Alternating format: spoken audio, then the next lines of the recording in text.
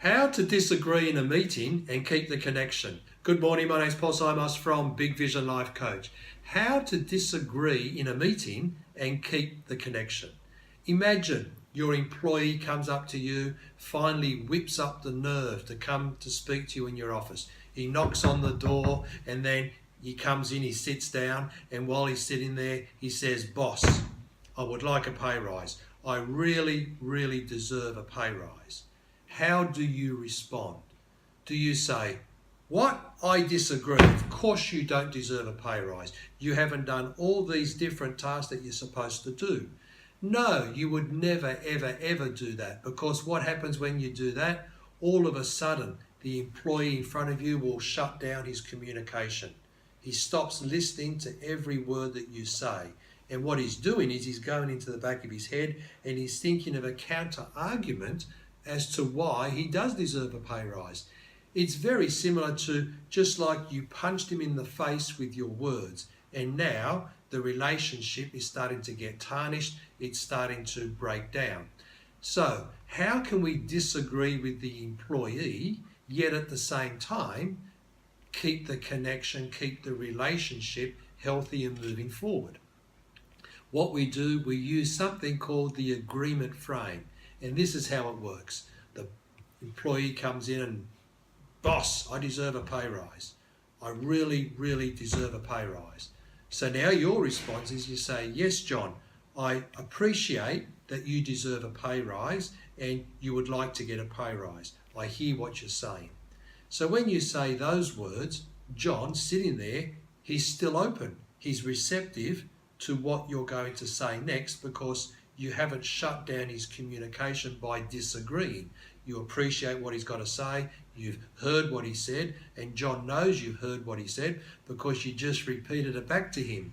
Now, once you've got to this stage, whether he does deserve a pay rise or he doesn't deserve a pay rise, that's another question. We can go now open conversation and discuss further. So you may say, "Okay, John, why do you think you deserve a pay rise?" And then John's now got an opportunity to explain, "Well, I do this, I take this responsibility, I do this, and this." And if that's well and true and good, sure, he'd probably get a pay rise.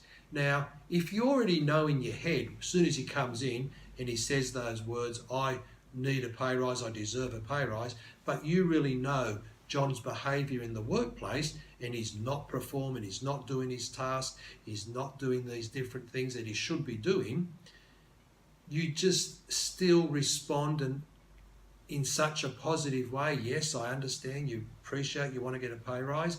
Now, John, what about this task here?" So you gently lead John to some new awareness that things that he possibly hasn't been doing, that if he did do those things, plus some extra things, quite possibly he'd get a pay rise. And by doing it this way, by not jumping down his throat and disagreeing, you keep the conversation open, you keep the dialogue going, and most importantly, you keep the connection between the both of you healthy and strong.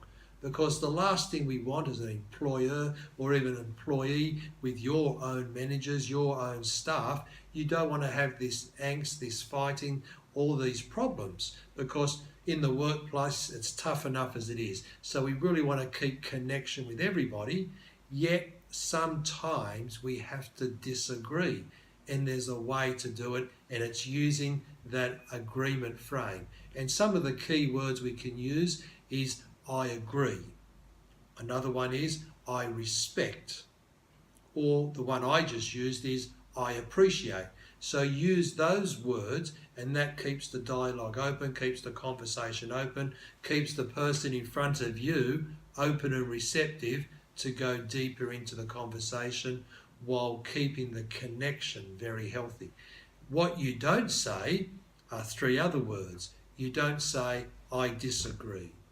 You don't use the word "but," and you don't use the word "however." So remember that. Only use the words "I agree," "I appreciate," "I respect." That way the person's open and receptive to take the conversation further. Now you can use this agreement frame in any negotiation, any communication, whether it's at work, negotiating your holidays, negotiating where you're going to have the Christmas party at the end of the year. Respect other people's opinions, and then we can lead them into another area, or maybe a better venue. You can use it at home with your children. You can use it with the husband or wife. You can use it with any other person you're having talks with, you're communicating with, to keep the agreement, to keep the connection between both of you. That's my Mega Living message today. This is one of the things we'll be teaching in our NLP training next month. So if you're really interested in being a master communicator, in really working on the way you communicate, not just to yourself, but also how you speak into the world to maximize your results, this is the training for you. So please click on the link below to get more information about the training and to register.